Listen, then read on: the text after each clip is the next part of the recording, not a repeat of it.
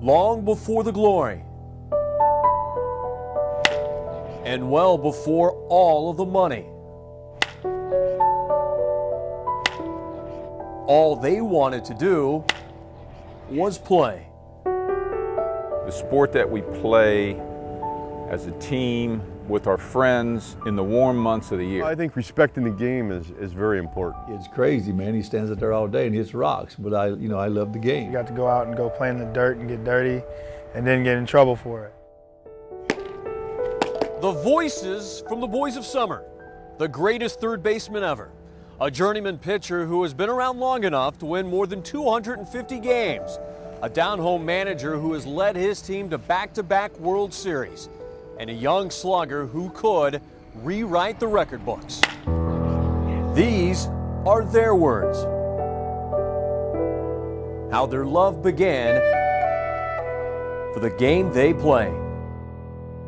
My grandmother spent most of the time with me. She would take me out in the backyard, and I'd give a little broomstick and a rubber ball, and she'd flip a little rubber ball to me, and I was 3 years old, and I'd whack that rubber ball into the neighbor's next yard. I'd run and get the ball and come back and do it again. And you know, we'd just do that over and over and over until she got tired.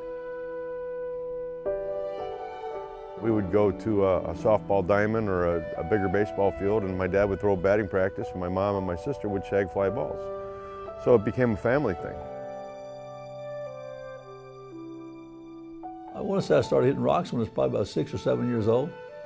And I used to, sometimes I'd stand there and I'd hit them long. When I first started, of course, I just kind of worked my way in. And I was a switch hitter too. I could hit them both the left hand and right hand. Going out, we'd play in the street, little pickup games of baseball, and just play whatever. It is the game with no clock. Its pace is the rhythm of our summer, keeping us young forever. And for those lucky to be part of it, a chance to always see something new. Well, it's a challenge. Every day is a challenge. You don't know what's going to happen. At one of my son's games last night, I saw a second baseman field a ground ball. He was fairly close to the first baseman. He threw it to the first baseman. It was high.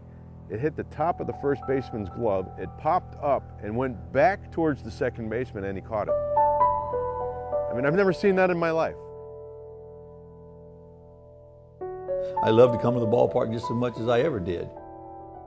Still have that same passion, maybe even greater. Definitely I haven't lost any of it. Through baseball's history, some things have changed.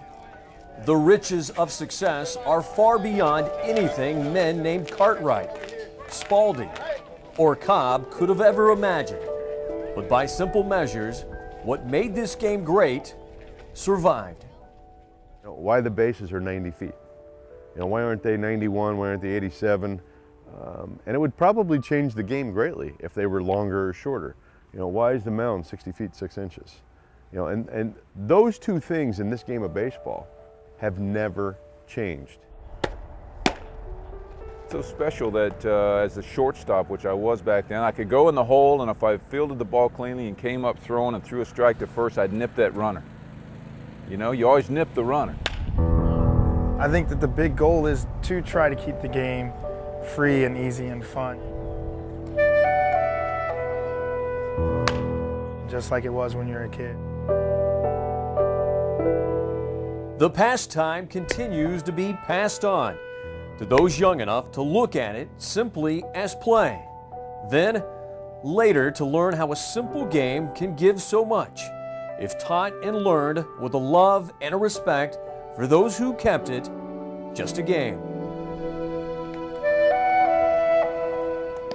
When I'm done playing this game, I want the guys that came before me to sit there and say, hey, he could have played with us. He plays the game the right way. You know what, you can take all the fame, you can take all the money and all the accolades, but you can't take the experience. I think once they get the uniform on and put the spikes on and go out on the field, I still think the game is a game to them.